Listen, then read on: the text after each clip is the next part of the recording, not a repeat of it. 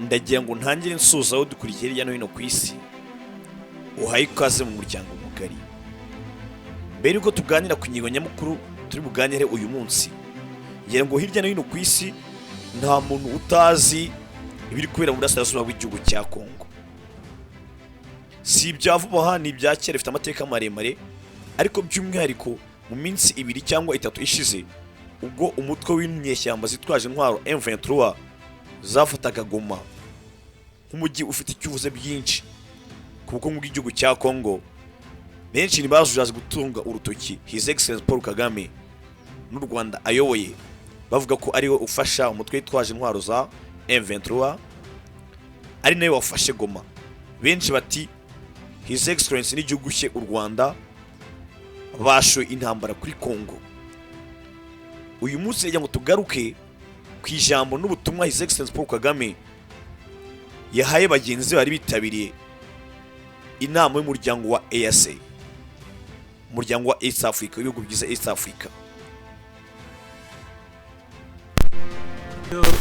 Chairman, aha yatangiye ashimira chairman ukuri umuryango wa East Africa.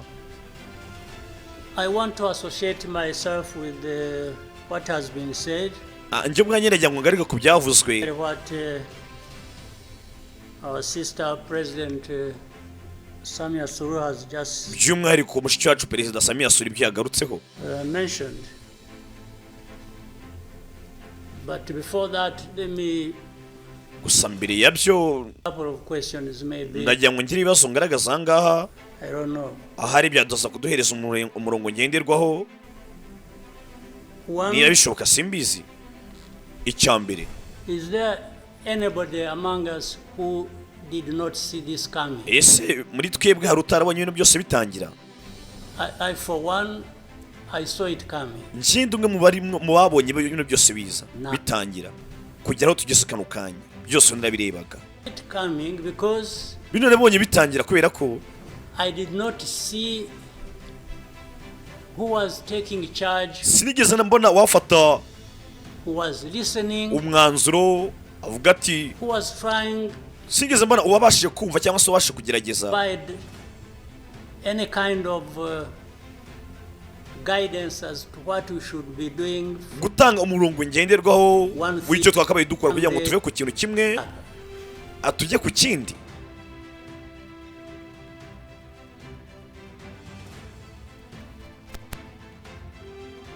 community.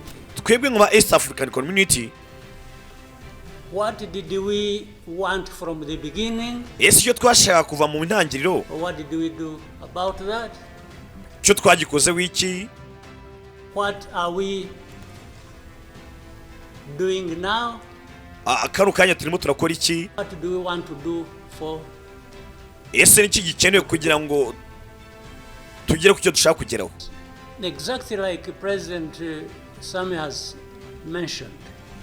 Neza nk'ibyo Perezida Samia yavuze kare. Problems and defining them and aha turaza tukavuga ku bibazo tukabisobanura. Eloquent. Ibi ngibi ntacyo bivuze. Talked about all kinds of things. Twavuze ku bintu byinshi byose. But when do we match what we are saying? Nanone nkibaza ni ryari ibyo tuganira, ibyo tuvuga n'ibyo dukora tuzabihuza mpaka tugeze ku cyo dushaka. Ibyo sinjya mbibona. Last time in our meeting, mu nama iheruka, nabajije Perezida, hase ubundi East African Community ibaho? Niba ibaho kubwiki?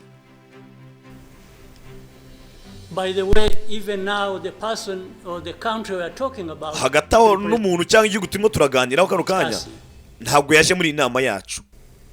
And it is supposed to be, the country is supposed to be part of, yakabaye kuba arahanga kandi icyo gihugu kubera ko kiri muri East Africa, but nowhere to be represented. Ariko nawe hari nta n'uwayohereje. Not sure what bearing what we are discussing, sinzi uburyo ibyo turimo turaganiraho kano kanya on what happens in the process of finding a solution. Nibyabaye mu buryo bw'ibiganiro kugira ngo turebe ko twabona igisubizo. I remove cyagerwa igihugu kidahari, ibyo reka nse nubirengaho dukomeze. The conflict that was created from the time we had the East African community aya makimbirane yatangiye get involved in trying to help, ubwo twe nka East African community twinjiye mu kibazo cya Kongo tugiye gufasha, and later on when the East African force was trying its best ubwo ingabo za East African force zagereza gukora uko zishoboye zose, Tshisekedi decided they are not doing what he wanted. Tshisekedi aravuze ati ibyo muri gukora si byo ngewe nshaka, And went to SADC. aragenda ajya kuri SADC. SADC agreed they would come and do SADC imwemera kuza gukora ibyo yashakaga, and sent everybody else packing. abandi bose arabohereza avuga ati mupakire mugende. And that we complied. Turagije twavuze ibyo tuvuga, turituriza, turaceceka, turarusha, turarumira. To come out of this. Rero ibi twari twiteguye ko bizaza n'ubundi bizaba. Now, worse still, icyabyangije kurushaho none sasa, I think even in East Africa itself, ourselves, ntekereza ko twebwe aba East Africa ubwacu maybe we have different understanding dufite imyumvire itandukanye ku bijyanye n'ikibazo gihari, and we have never come together to agree or ntabwo tujye tubasha kumvikana cyangwa ngo two kumvikana to come together finally dushake uburyo wenda twakihuza nyuma na nyuma to do what we ought to do, dukora ibyo tugomba gukora kugira ngo dukemure kino kibazo, or we simply decided twe turagenda tukabyoroshya country tukafata umwanzuro to move on its own buri gihugu kikagenda ukwacyo with a different agenda arising out of involvement or bagahitamo kwivana mu bibazo abandi bakijyana mu bibazo, gusa ibyo ntacyo bitwaye. Interests were catered for by Tshisekedi, inyungu za Tshisekedi yashakaga nazo ibyo ntacyo bitwaye. The others' interests or concerns were not taken care of. Cyane mu gihe inyungu z'abandi n'icyo bashaka kidahawe agaciro, ntago wakumva buryo ki hazavamo akavuyo n'imyigaragambyo n'ibibazo bizava muri ibi bibazo byabaye.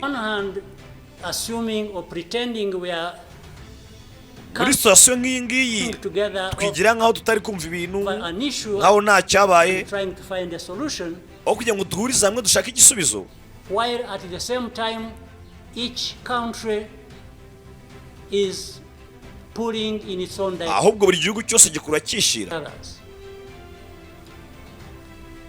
This is the fact of the matter. uko niko ikibazo kimeze. Now, but even if we were doing everything right, nubwo twakora ibintu byose tukabikora neza nta kibazo kibijemo, nothing is going to come out of it until nta gisozo kizigera kibivamo. also part of it and participate kugera ubwo ba nyiri ikibazo bazaza mu kibazo bwacyo bakagishakira igisubizo of the process through which they are getting the support, bakazabona intsinzi ivuye mu mufasha bahawe. ariko mu gihe ba nyiri ikibazo bemeye guhitamo gukoreshwa, and by the way, that's exactly what happened. cyane ko ari nabyo byanabaye n'ubundi. I think in Congo, byabaye muri Congo, experts for doing that, hari aba expert bahari to one party and promise them something, hagiye ku ruhande rumwe babasezeranya ibintu, they would decide to keep quiet about what barangije ibyo basezeranya nacyo babamariye. problems like we are seeing now. kano kanya nibwo turi kubona impamvu turi kubona bino bibazo birimo birazamuka, All right, he did. nk'uko yabikoze n'ubundi. He didn't want East African. ntabwo ashaka ko ingabo za East Africa ziza. They were not doing things the way he wanted. kubera ko n'ubundi izo ngabo ibyo zakoraga ntabwo ari zo byayashakaga. He got rid of them and he decided to bring in SADC. yaragiye abasaba ubufasha SADC baraza Without any question, coming to assist Tshisekedi. nta kibazo kibishemo, aba SADC baraje bafasha Tshisekedi Fight alongside bafatanya na FDLR yishe abantu hano mu gihugu cyacu, to fight against barafatanya bararwanya mercenaries, barwanana n'abacancuro, and to have Burundi ndetse n'Uburundi nabwo on ethnic political basis bufite politiki igendeye ku mwoko decide to support Tshisekedi baraje endeavor bafasha Tshisekedi mu buri kimwe cyose yashakaga, exactly doing what those murderers did bakora ibyo barabicanyi bakoze n'ubundi in Eastern bica abantu muri Eastern Congo, mu burasirazuba bwa Congo. They have displaced people, babambura ibyabo barabimukana, put them on a daily bica abantu who they are. bageneye ngo cyo bari cyo. Is here who have been here for the last hanga hari munzi dufite zimaze imyaka 20 irenga, just dislocated from Congo, babirukanye muri Congo to Rwanda, babohereza mu Rwanda ngo ethnic Tutsis, and therefore they belong. muri abatutsi mujye mu Rwanda, muri abo mu Rwanda n'ubundi ntimugomba kuba hano. Everybody is around. I don't know how many entities we have in Congo. Sinzi imitwe yitwaje intwari iri muri Congo. MONUSCO, dufite MONUSCO, Sami DRC, dufite Sami DRC, mercenaries, we have abacancuro, Burundi, dufite n'Abarundi, FDLR, na FDLR has joined them. nabo bifatanyije nabo. What is there watching this thing and mwese muri aho muri murabirebera gutya gusa mwigira ngo nta cyabaye. It's like we don't understand what has bisa naho wagira ngo tutazi ibyabaye imyaka yose ni biki. And then when things like this of last week hagira ibiba nk'ibyabaye mu byumweru gishize, we are surprised or we are tukifata ngo dutunguwe, tugatangira kwita ku bintu, tugatangira gutekereza ku bijyanye n'ubuzima gatozi bw'ikiremwa muntu, uburenganzira bwacyo, tukirengagiza yuko ari ibijyanye no kwica no kunyaga abantu, cyane ko mu burenganzira bwa muntu ibyo nabyo birimo. So as East Africans, twebwe nk'aba East African turicara ahangaha tugakora iki ibyo byabaye. For the last 2 days, iminsi ibiri ishize, hari kuwa mbere, today this morning, uyu munsi ndakeka ni kuwa mbere, I spoke with the president of South Africa. uyu munsi bwito navuganye na president wa South Africa. Wewe wari waboneka ko yavugana nanjye kugira ngo tubone ikibazo n'igisubizo cya bibazo biri hariya, cyane ko ingabo ze ziri muri Congo. And he's also there pretending to be playing a peacemaker role. Ne wagiye agomba kuzaba nkaba mujyogara amahoro. Yari ajya afata ingabo ze fighting alongside FDLR. Twarazibonye zirimo ziragwana ziri gufatanyije na FDLR. Fighting the M23. Barwanye M23 instructions of Tshisekedi because kuba amabwiriza bari bahawe na Tshisekedi. Not supposed to be in Congo. Kuko Tshisekedi yavugaga ko bari abantu batagomba kuba muri Congo. These are from Rwanda or bariya baturutse mu Rwanda, ni M23, bara n'Abanyarwanda. Twe turabizi ko M23 itari Abanyarwanda. M23 ntabwo ari Abanyarwanda, bara n'Abakongomani. Umunsi umwe barabemera, ikindi gihe bakavuga ngo ya urebye nibyo bamwe ni Abanyarwanda abandi n'Abakongomani. Bakayigumisha gutyo kubera iki twebwe abayobozi b'ibihugu twakemera ibi ngibi bikomeza kuba, tugakoreshwa na Tshisekedi atuvanga tujyana hirya no hino n'abamufasha.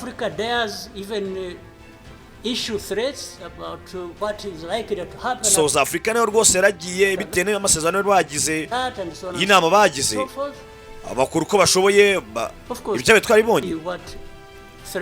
They are talking about.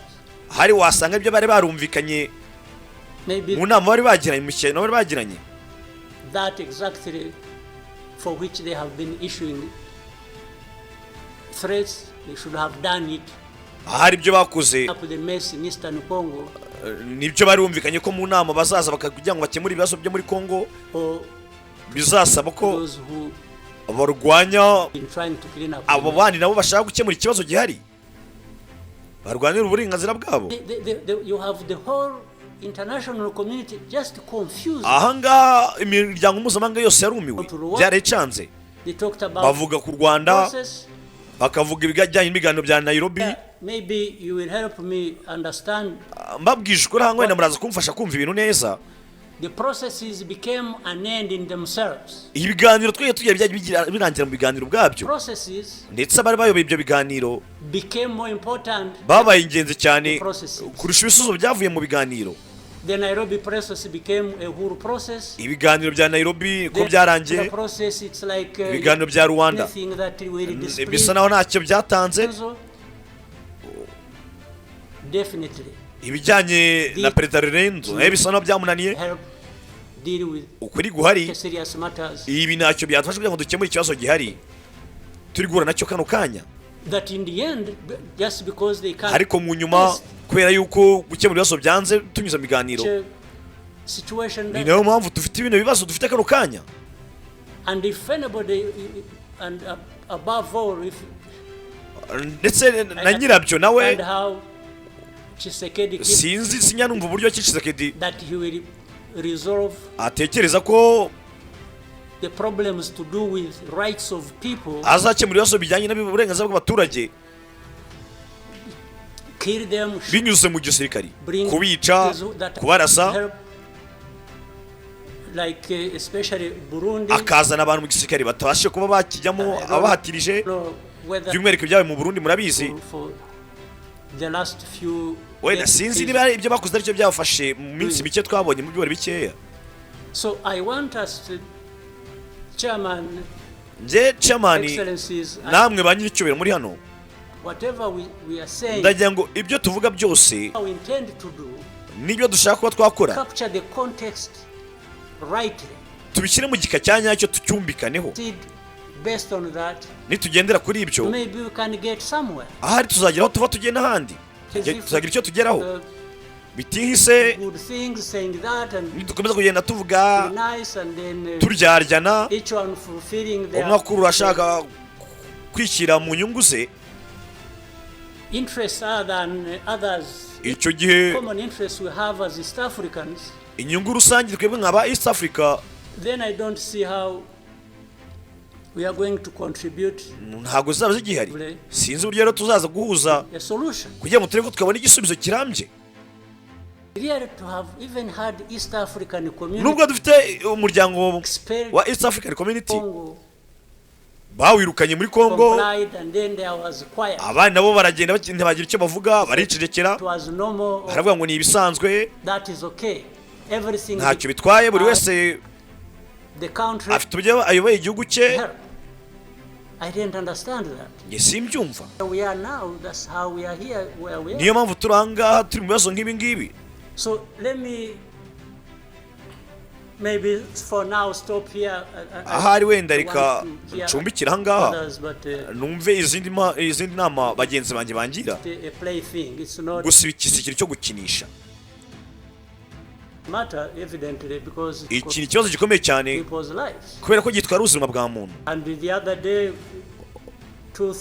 Mu minsi nk'ibiri itatu ishize abaturage baturanye na Kongo y'Iburasirazuba hari Goma, abantu 10 barishwe, abandi 100 barakomereka. Ibyo byo turaza kubyitaho, nta kibazo kibirimo cyane. Thank you, Mr. Chairman. Ndagushimiye Mr. Chairman. Ibi byose ni ibyabaye. Iri ni ijambo nyakubahwa His Excellency Paul Kagame yigishije kuri bagenzi be ubwo bari mu nama ya Afrika zunze ubumwe, East African Community. Nanone kandi iki gihe ubwo bakoraga iyi nama cyangwa se ijambo bagezagaho, mugenzi wabo bafitanye ikibazo ari we Tshisekedi Chilombo ntabwo yahabonetse, bari kubahagarira igihugu cya Kongo, ari nacyo gifite ibibazo, nta n'intumwa yohereje. Turaza kuganira no mu buryo ki niki cyatumye Tshisekedi Chilombo atohereza intumwa mu nama yahuje abakuru b'ibihugu bigize East Africa cyangwa ngo ajyemo. Nabwo nawe icyo yagaragaye imbere y'imbaga, imbere mu ruhame rw'abaturage, nyuma y'igihe kinini atagaragara, arimo avuga amagambo akakaye, nanone agarure u Rwanda, yibasira u Rwanda cyane, anatangaza amagambo ahambaye ashobora kuvamo ikindi kintu mu buryo bwa politiki. Wowe ntuze gucikwa, ni buri munsi amakuru ajyanye n'ibyo musaba n'ubusabe bwanyu tujya tuyabaha nk'uko mubishaka. Ciao.